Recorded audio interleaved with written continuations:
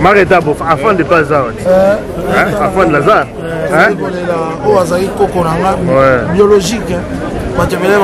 Dieu Makila, c'est vraiment famille à papa Nanga. Pour la famille à Taboulay, Dieu Makila, ma maman Zozo Baemba, ma maman, oh Yaka, maman Zozo, ah maman, ma maman Zozo Bandindi, ma mère, ma famille mère, wana bisous. Voilà, et puis tout ça vient dans Kolenda. Ouais, en tout cas, vous allez en Amalako.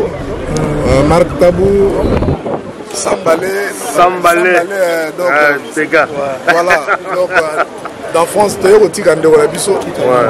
Et un zéla Bisso surtout. Donc, tu évites les lois, les lobbies, les anani, mais tous à la après.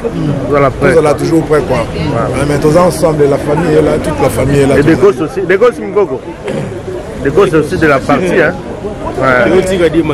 Voilà. Merci. Merci beaucoup. Merci. Hein. La famille, la Xomoni, dans le bien, le moto, oyo est tondi. Ça, motema malamu ya moto akei. Tout le monde s'est déplacé. Là, Nazaki à Paris, lobby. Mais il y a une voix qui me disait, la voix de Dieu qui disait, Etalangabi Marc, Yozalate vraiment. Il y a 5 heures dans transport moyen à combattre dans un covoiturage. Toi, c'est toi qui es accompagné. Paix à l'âme de notre grand frère, notre coco, notre tonton. Dieu m'a dit, on dira toujours. Moni Matango est rappelé à Matanga Vina Douglas Silumbe. Pour Bana Lemba Bana Bandan. Dieu m'a dit, Lemba Bandan. McLaren pour les intimes. Merci. Merci.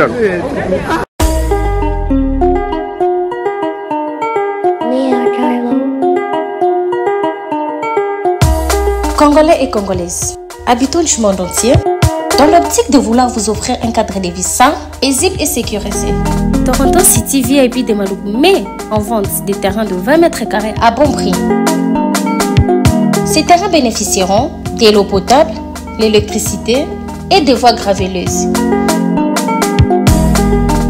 Situé à proximité de la zone économique spéciale de Maluku et voisin des sites Vodacom en République démocratique du Congo, Toronto City VIP se démarque par l'originalité et la beauté de son espace en vous offrant des terrains déjà cadastrés.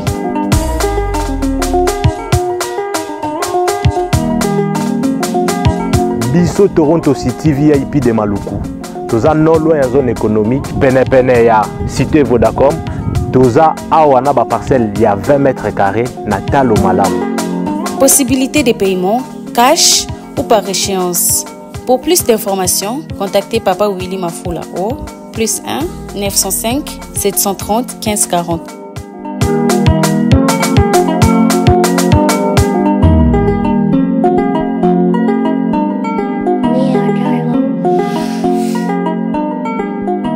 Offre limitée dans la mesure du stock disponible.